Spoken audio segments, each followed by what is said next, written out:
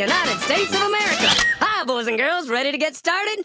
Once upon a time, there were these people in Europe called pilgrims, and they were afraid of being persecuted.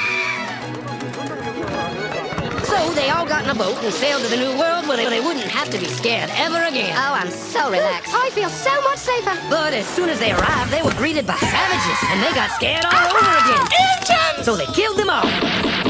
Now, you'd think wiping out a race of people would calm them down, but no. Instead, they started getting frightened of each other. Witch! So they burned witches. In 1775, they started killing the British so they could be free. And it worked, but they still didn't feel safe. So they passed a Second Amendment which said every white man could keep his gun. I loves my gun. Loves my gun. Which brings us to the genius idea of slavery. You see, boys and girls, the white people back then were also afraid of doing any work. So they went to Africa, kidnapped thousands of black people, brought them back to America, and forced them to work very hard for no money. And I don't mean no money like I work at Walmart and make no money. I mean $0. Nothing. Not a zip. Doing it that way made the USA the richest country in the world.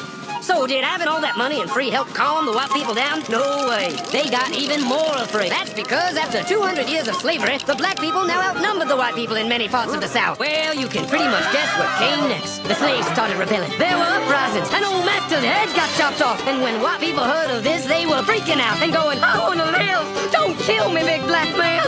Well, just in the nick of time came Samuel Colt, who in 1836 invented the first weapon ever that could be fired over and over without having to reload. And all the Southern whites were like, yeah! But it was too late. The North soon won the Civil War and the slaves were freed. Yep, they were free now to go chop all the old master's heads off. And everybody was like, oh no, we're gonna die. But the freed slaves took no revenge. They just wanted to live in peace. But you couldn't convince the white people of this.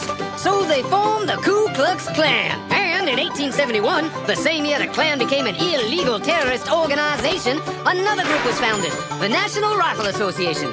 Soon politicians passed one of the first gun laws, making it illegal for any black person to own one.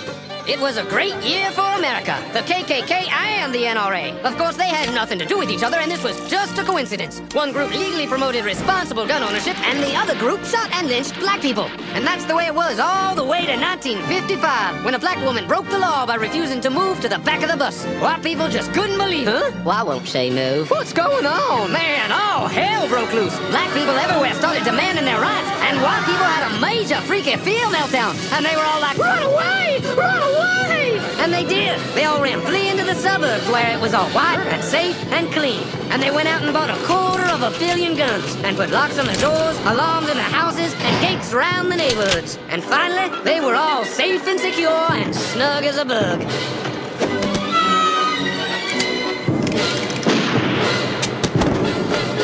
And everyone lived happily ever after.